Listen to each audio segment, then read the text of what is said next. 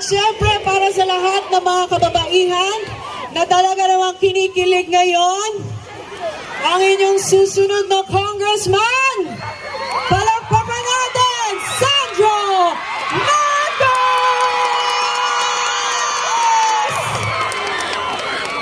Ang bilang malanggaran sa taltalong ko, naglaka, nagbaba, presyo bayad theory. Nasapulan ni moderno ang makinarya ng siyensya, asigurado ang makatulong. Naimbag karami tayo amin na po! Pasensya na po, hindi ako marunong kumanta. Pero unang-una, gusto ko batiin ti Ama, ti Ilocos Norte, ti Kasinsin mi, ni Apo Governor Matthew Marcos Manotok. Amoyo Apo, pag umiikot kami ni Governor Matt, pag pinapakilala niya ako, lagi niya sinasabi, ito ang aking kasinsin na mas matalino at mas gwapo.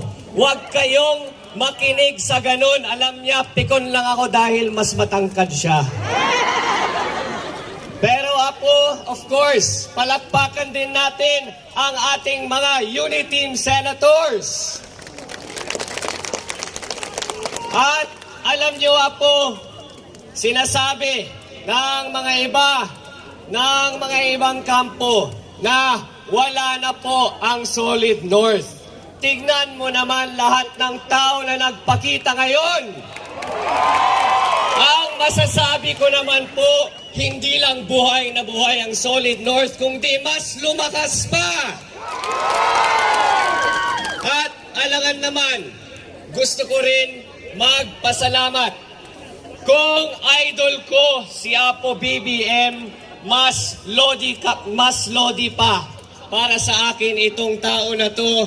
At ito po, ti Simurono na Vice Presidente ti Pilipinas ni Inday Sara Duterte. Amoyo Apo, nakadadumet, inaramid ni Inday Sara para ni Apo BBM. Noon napan kami, ijay Davao, ti imbaga ni Apo Inday Sara, ken ti kababayan niya ay protektahan si President Bongbong Marcos. Kaya, ti kayat ko, imbaga, kada kayo, detoy, ti kakailian mi, detoy a norte, protektahan natin si Vice President Inday Sara Duterte. Dahil po, napakalaking utang na loob talaga bilang panganay, bilang anak ni Apo BBM sa lahat po na ginagawa ni Inday Sara Duterte. Kaya ang hinihingi ko sa inyong lahat dito ngayon, kapag may lumalapit po kay Inday Sara Duterte at sinasabi niya, naku Apo, kaya't ko agsuporta pero Vice Presidente lamang. Sinasabi ni Inday Sara, Jack kayat ko, ti Uniteam Apo. Kaya sa lahat po sa inyo na nandito ngayon, sana po may sa aboto para kay BBM, may sa aboto para kay Inday Sara Duterte Apo. Amoyo Apo, bago ko ituloy ang aking speech, noong pumunta ako sa Mindanao, kasama ni Apo BBM, nakadumit kayo, napikon sa akin dahil sinabi ko, madaming maganda daw sa Mindanao. Kaya, gusto ko sabihin sa iyo, nakadumit nga pintas dito ay Ilocos Norte Apo. Ay ayaten kayo. At sana naman Apo, hal natin na diptipatam. Adapay maysa ti kandidato detoy Sandro Marcos para diputado ti una distrito Apo.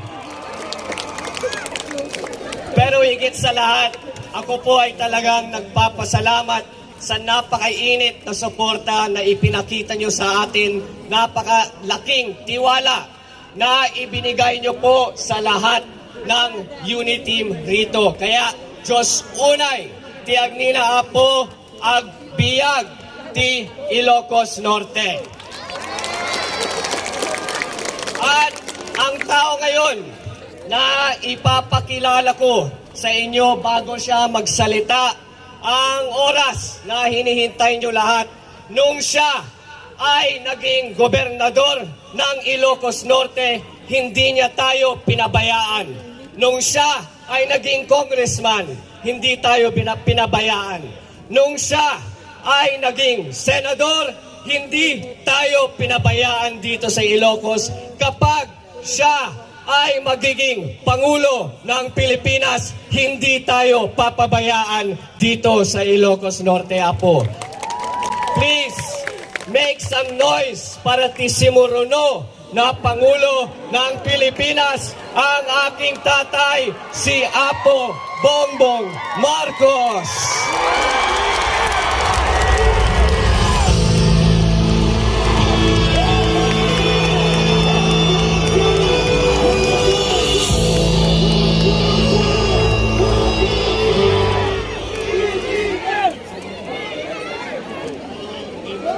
Invite Rabi Amin Apo.